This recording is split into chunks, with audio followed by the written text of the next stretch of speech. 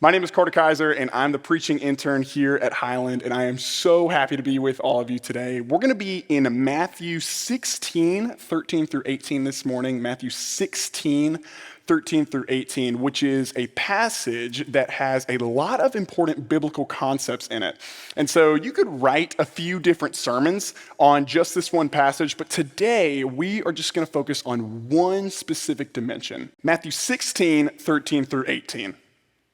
When Jesus came to the region of Caesarea Philippi, he asked his disciples, "Who do people say the Son of Man is?"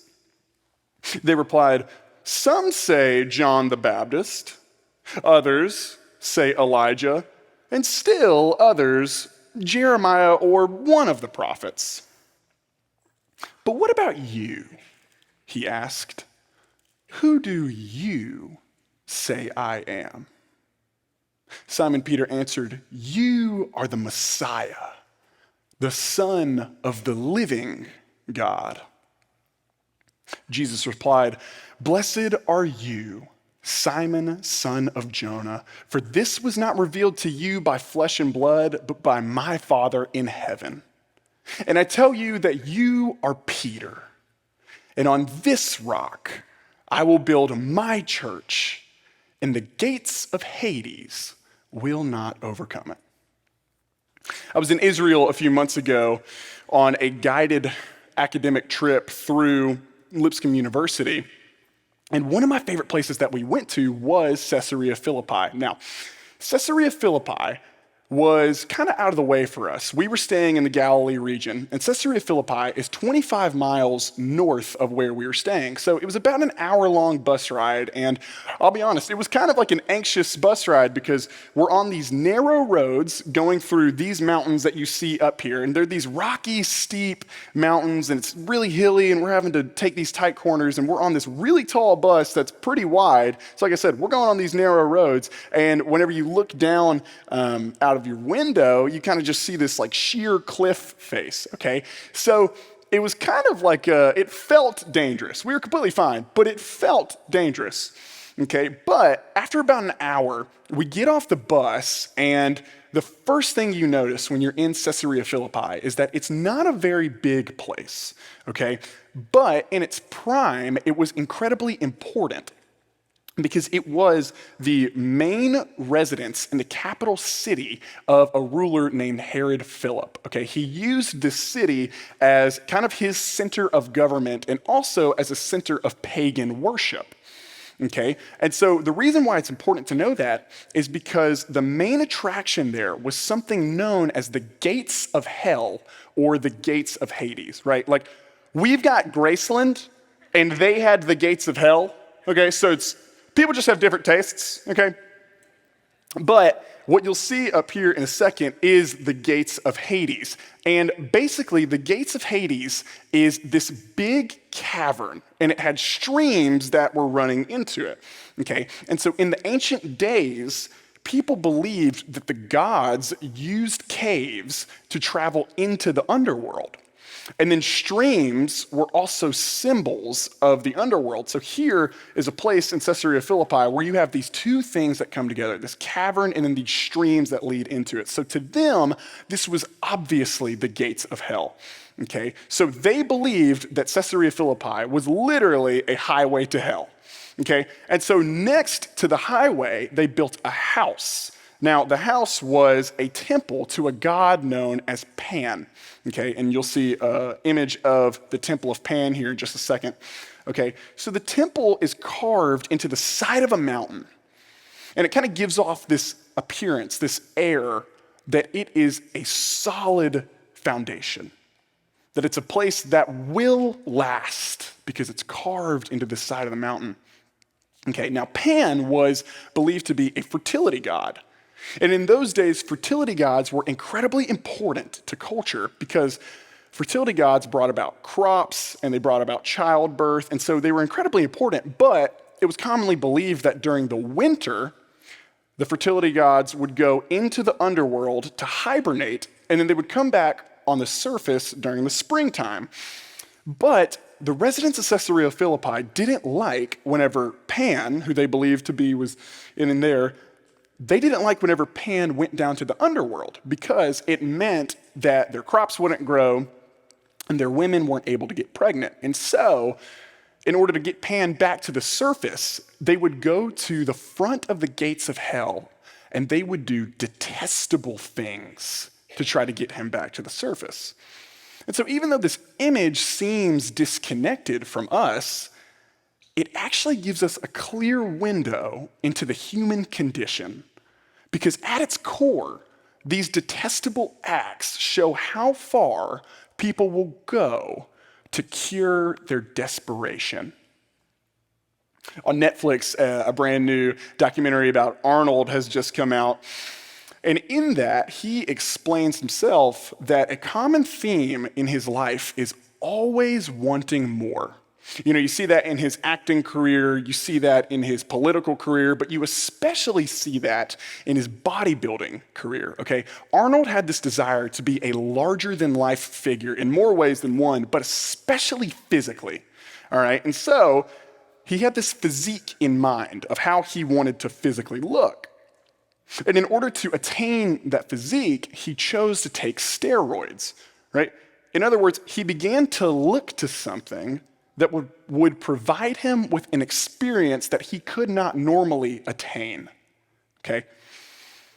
And I think that this example shows up in most areas of life. And that's because we live in a world that is constantly seeking power in everything but Jesus. Our quest to see Jesus is taking place in a distracted world.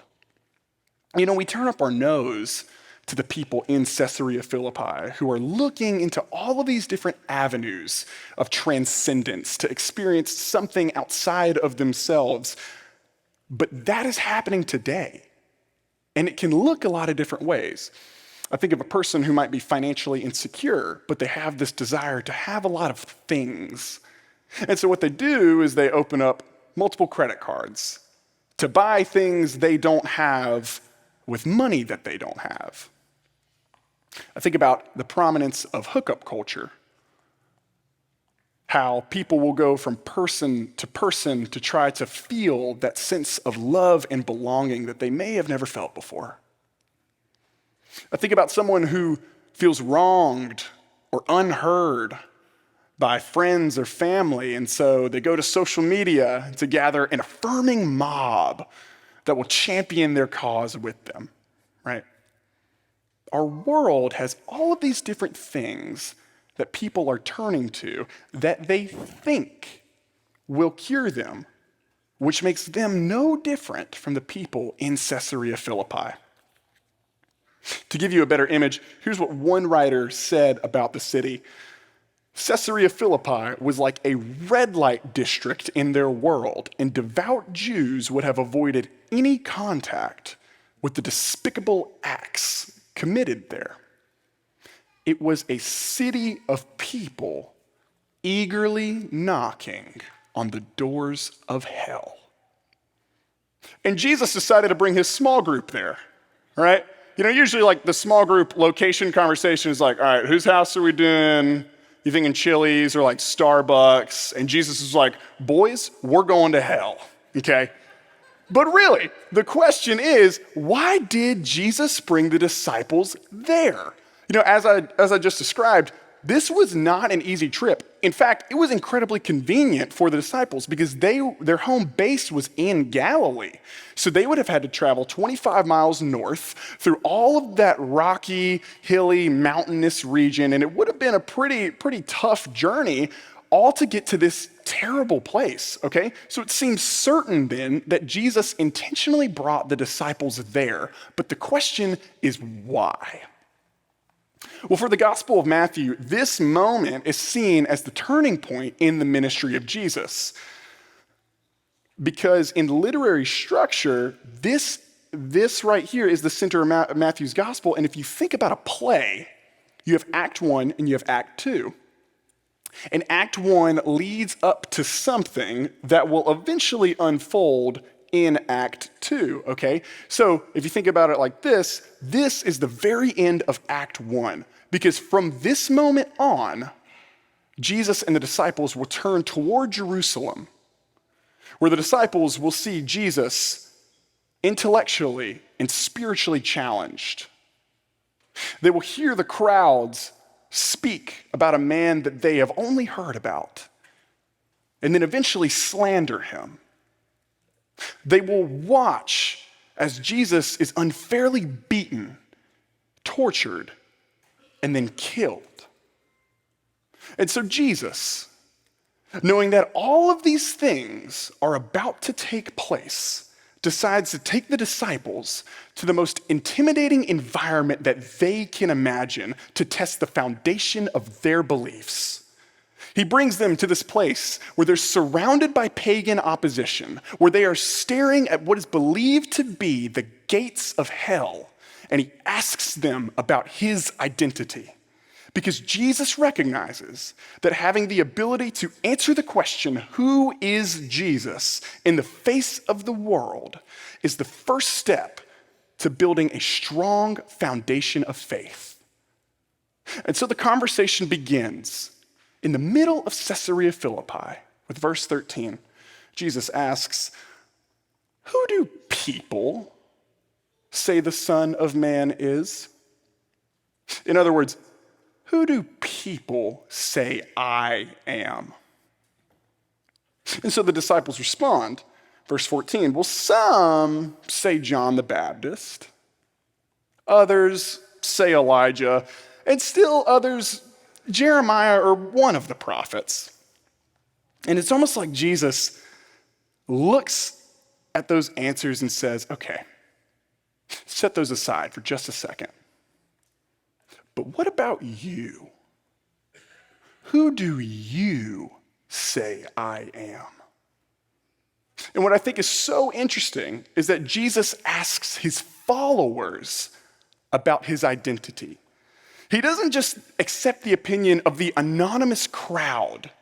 No, he's asking the people who have traveled with him, who ate with him, who he had conversations with. He's asking the people who intimately know him. And I think that there's something to be said here about the relationship between intimacy and truth, because when you spend a lot of time with someone or something, you begin to deeply know its very essence. That is, you truly know it, which is why Jesus is asking his faithful followers about his identity. And I think that this is an important reason to be intimate with Jesus. You know, I don't think it's a coincidence that people who have confusion or doubt about the identity of Jesus are also people who are distant from him. Because when you pull back from someone or something, you begin to only have a vague idea of it, and you almost create a character of it. You know, I do this a lot with my friends up at school. We'll go and we'll spend all of this time together, and then summer will hit, and I'll be away from everyone. And during this time, they start to become fuzzy in my mind. And so what happens is that I begin to build these characters in my mind made up of all of these general characteristics of who I know them to be, right? But then the moment that we get back together in August and we have that first conversation, I realize, oh, you are way more complex than I made you out to be in my mind. You know, it's sort of like whenever you're at a basketball game, okay? If you have courtside seats, it is very easy to focus on the game because you're right there. Now, the distractions are still absolutely happening around you, but they're not as prominent because you're staring right at the game, right? But the moment that you start to back out, the distractions become way easier to see, and the game gets smaller and smaller. And so, because Peter is close to Jesus, and he doesn't let the distractions phase what he knows about Christ, he gets the answer right. In verse 16, Simon Peter answered, "You are the Messiah, the Son of the living God." Now, it's important to note here that in Jewish tradition, the Messiah was believed to be this kingly figure who would come and release Israel from foreign oppression. So in this case, the Messiah would come and he would release Israel from Rome. And then after he does that, he would establish this ideal kingdom where justice would reign supreme. And what's fascinating is that despite his current context, Peter properly identifies who Jesus is. Despite everything that's going on around him, Peter can clearly see that Jesus is the Messiah, the King sent by God. And what's interesting is that the disciples are standing in the middle of a city that is used to waiting on a God to visit them. And what these residents don't realize is that a God has visited them, just not the one that they were expecting. The only ones who recognized this divine visitation were the disciples because they were focused on the correct thing. As Eric and I were talking about this sermon, he drew this illustration, which will be up on the board in just a second. Okay, here you had all of these people who are staring into the gates of hell, waiting on a God. And what they don't realize is that behind them is the true God. But they didn't see him because they weren't focused on him. And I think this is an accurate illustration of our culture. All day long, we wait on and we hope for, and we try to become the God that will deliver us, when in reality, he's already come. But so often, we miss him because we're looking the wrong way. I was talking to a friend who just got home from a mission trip in Africa, and he was telling me stories about how he encountered witch doctors and demons, and he had these very real encounters. And in the middle of our conversation, he said to me, that stuff exists in our world. It just looks different over in the West. And that's because Satan's biggest tool here is distraction. And I think he's right.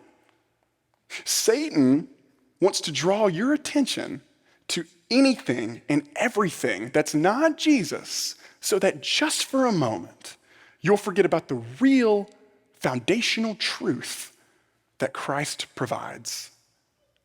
And so because Peter is close to Jesus, and he's not focusing on what's happening around him, he gets the answer right. And here's how we know this.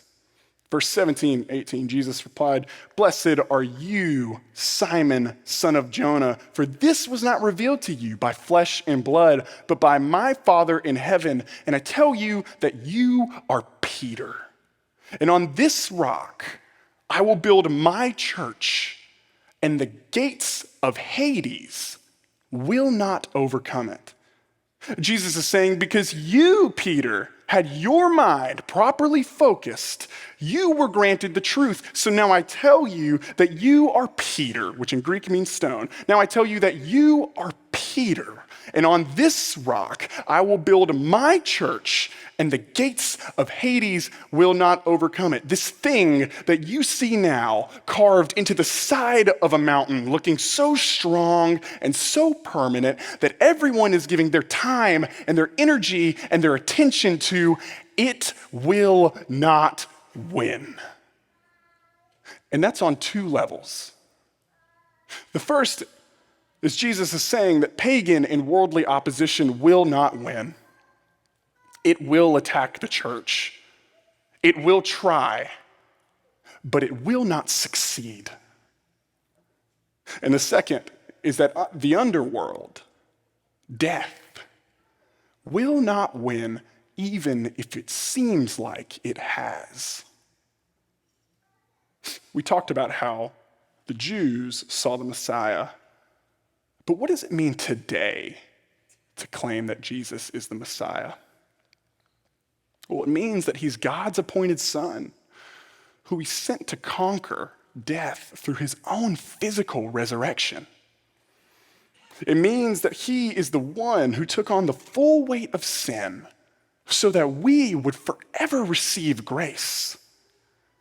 It means that he liberated us from the oppression of the powers of this world and has promised the establishment of an ideal forever kingdom where there will be no more death or mourning or crying or pain, and every tear will be wiped from our eye. That's why it's important to be able to answer the question, who is Jesus? Because your beliefs about God change your perspective on the things that could distract you. Because if we know the true identity of Christ that is grounded in the Word, we recognize that we are not victims of the world, but we are victors. That's why Jesus brought the disciples to Caesarea Philippi. He needed them to experience what it's like to proclaim truth despite their circumstances, despite what people are saying, despite what you're hearing, despite what you're seeing, despite everything that's going on around you. What is your foundational belief about Jesus? Who do you say he is? If you don't know, or you need a first step, or maybe a refresher, I encourage you to get into the Word and get to know who Jesus really is. Well, to finish our story, I want to say that Jesus was right in more ways than one, go figure, okay? I don't know if you noticed, but the Temple of Pan is not exactly doing so hot as a place of pagan worship. In fact, ironically, it's now a place where Christians go on Christian tours to learn more about Jesus. How about that? And that's a great reminder that we serve a faithful God who keeps his promises. You know, while I was practicing the sermon one day, Eric asked me, he said, "Why is this message so important to you? Why is knowing Christ the last thing that you want to say at Highland?" And I really had to think about that. And then it hit me. I was in the car the other day driving with my dad, and we were just having a conversation. And he goes, "You know, things just aren't made the way that they used to be. The trend now is for companies to make something that can be used up and then thrown away." And he's right. And that's why I think knowing Christ is so important. Because in a world where everything around you will be used up, in a world where everything around you will fade and it will crumble, Christ will remain. So, church, as the last thing I say to you, I encourage you, put stock in what will last. Let's pray. God, we thank you so much for everything that you've done for us. Lord, we thank you so much that you are the foundation that we can build our lives upon, Lord. And I just ask that you give us the desire to get to know you. And for some of us in this room, God, I ask that you give us the desire to have the desire to know you, God. Lord, we ask that you take root in our lives. And it's your name that I pray. Amen.